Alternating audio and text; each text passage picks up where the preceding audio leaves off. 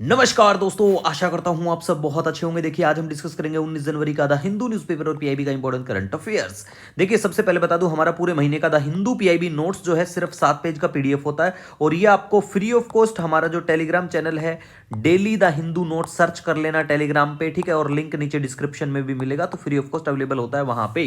देखिए, सबसे पहले बात करेंगे जीएम क्रॉप्स इन इंडिया के बारे में, जेनेटिकली मॉडिफाइड क्रॉप्स के बारे में। तो देखिए सर, न्यूज में क्यों आया, क्योंकि देखिए सरकार जो है एडिबल ऑयल इन्हीं के द्वारा, मतलब ये बात चली हुई है तो इसी वजह से चर्चा में आया। लेकिन हमें बेसिक इंफॉर्मेशन याद रखनी है जीएम क्रॉप्स के बारे में। जैसे ये ऐसी क्रॉप होती हैं जिनमें प्लांट्स जो हैं इनके जो जीन है आर्टिफिशियली मॉडिफाइड किए जाते हैं, ठीक है।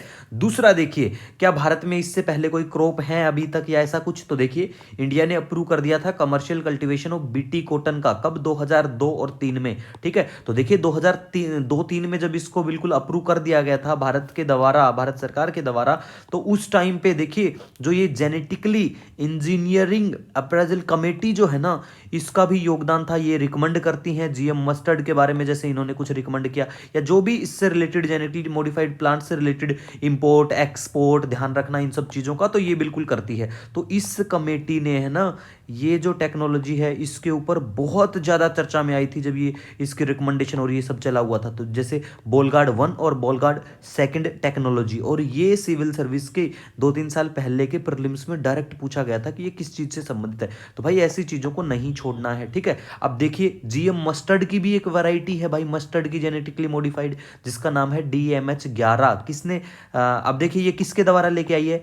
इसको लेके आने में, जो डेवलप करने में योगदान है, वो है दिल्ली यूनिवर्सिटी का centre for genetic manipulation of crop plant, ठीक है। तो ये आपको बिल्कुल ध्यान में रखना है। दूसरा, जो बेसिक चीजें हैं जैसे जेनेटिकली इंजीनियरिंग अप्रेजल कमेटी जो है, इसके बारे में, ये एक स्टैट्यूटरी कमेटी है, स्टैट्यूटरी, जिसको किसी एक्ट से बनाया जाए। और कौन सा क्या एक्ट है भाई? ये एक्ट भी ध्यान रखना कि इसमें जो रूल्स और ये सब चीजें हैं ना वो फ्रेम की जाती हैं इसके अकॉर्डिंग। एनवायरमेंट प्रोटेक्शन एक्ट 1986 पूछी जाती है ऐसी चीजें कि भाई ये कौन से क्या एक्ट के अंडर में आता है या बनाई गई है, या रूल्स बनाते हैं कौन से क्या एक्ट को ध्यान में रख के, तो ये आपको ध्यान में रखना है। आप देखिए, जब इस एक्ट से अगर कोई भी बॉडी का लेना देना होता है, या कोई भी बॉडी ऐसे किसी भी एक्ट से निकल के आती है, तो मेनली क्या है? मंत्रालय की बात करें तो कौन सा मंत्रालय होगा? कमेंट करके जरूर बताना, ministry of environment forest and climate change, ठीक है। अब देखिए, ये जो कमेटी होती है ना, इसको चेयर किया जाता है एक स्पेशल सेक्रेटरी या फिर additional secretary of ministry of environment forest and climate change के द्वारा,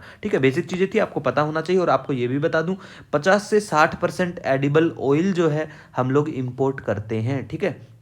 सबसे ज्यादा एडिबल ऑयल कौन से देश से इंपोर्ट करते हैं? कमेंट करके जरूर बता देना, ठीक है। अदरवाइज हम लोग जब बजट आ जाएगा, इकोनॉमिक सर्वे आ जाएगा, तो उस टाइम पे हम ऐसी चीज़ों के बारे में बात करते हैं, ठीक है। और पेपर में कई बार पूछे जाते हैं ऐसे वाले सवाल भी। अब देखिए, टोमहाक मिसाइल जो है, जो भी प्रोनाउंसिएशन, देखिए प्रोनाउंसिएशन की बात करें ना, हर देश का अपना अलग होता है, ठीक है। तो ये जो मिसाइल है ये कौन से देश की है? तो भाई ये देश का नाम याद रखना, और कौन सा देश अभी खरीदने वाला है? ये है जापान, ठीक है। जापान अमेरिका से खरीदने वाला है ये वाली मिसाइलें, ठीक है। तो ये कौन से देश की है ये याद रख लेना, ठीक है।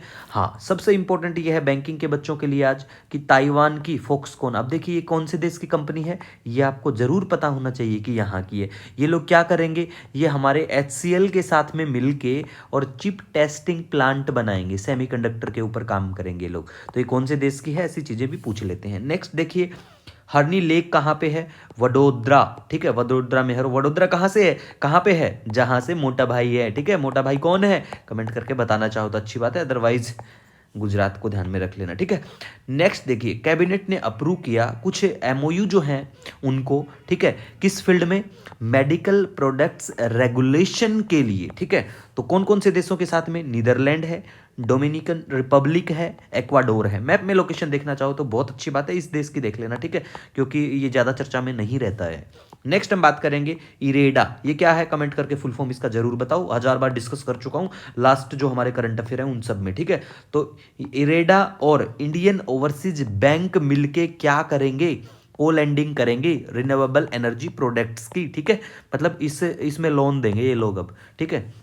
दूसरा, REC जो है, नवंबर के महीने में ढंग से बता रखा है मैंने REC के बारे में, तो PDF डाउनलोड कर लेना अपना, ठीक है। एक हाईलाइटेड PDF भी मैं आपके साथ शेयर कर दूंगा जिसमें आसानी रहेगी आपको पढ़ने में, ठीक है। तो REC को मिलता है ICI award for Lenz financial reporting for 2022-23 के लिए। तो आईसीएआई अवार्ड जो है किस चीज़ में, किस फील्ड के लिए, किसको मिलता है, बहुत ज़रूरी बन जाता है बैंकिंग के बच्चों के लिए। तो ठीक है, नेक्स्ट हम मैप के बारे में बात करें तो देखिए यहाँ पे हमने चांचे चांचे चाणक्य पोर्ट, जो भी प्रोनाउंसिएशन हो आपका, ये पेरू में पड़ता है, ये आपको ध्यान में रखना है। अब देखिए लोकेशन के बारे में मैप में यहाँ पे देखें तो देखिए चांचे पोर्ट जो है, आपको यहाँ पे लोकेशन दिखा दूं मैं, यहाँ ये पेरू है, ठीक है, और यहाँ पे ये पोर्ट बनता है, बन रहा, मतलब यहाँ पे क्या है, ये पोर्ट है। और यहाँ पे क्या न्यूज़ में क्यों आया, क्योंकि भाई चाइना जो है यहाँ पे अपना अड्डा बना रहा है भाई, अड्डा, ठीक है। तो आपको ध्यान में रखना है, ठीक है। एक्वाडोर यहाँ पे पड़ता है, ब्राज़ील हो गया, बोलीविया, पेरुग्वे, उरुग्वे, अर्जेंटीना, चिली, ये देशों के नाम ध्यान में रख सकते हैं, ठीक है गाइस। दूसरा देखिए, अब यमन भी चर्चा में है। यमन चर्चा में क्यों है, ऑलमोस्ट यमन हुआ, ओमान हुआ, रेड सी का एरिया हुआ, फिर ये बाब अल मंदाब जो है, ठीक है, ये भी चर्चा में होती है। फिर गल्फ ऑफ एडन भी चर्चा में होती है, ठीक है। तो इन चीज़ों को ध्यान में रख लेना, ठीक है, क्योंकि ये जो रिबेल्स है ना, ये कहाँ पे है सबसे ज़्यादा, इनका जो एरिया है ना, यहाँ पे देखने को मिलेंगे आपको, सना जो है यमन का शहर यहाँ पे। और दूसरा देखिए, ये जो है ना, ये जो एरिया, यहाँ पे क्या देखने को मिलेगा आपको, यहाँ पे आपको देखने को मिलेगा अलकायदा की प्रेजेंस आज भी देखने को मिलेगी यहाँ पे, ठीक है।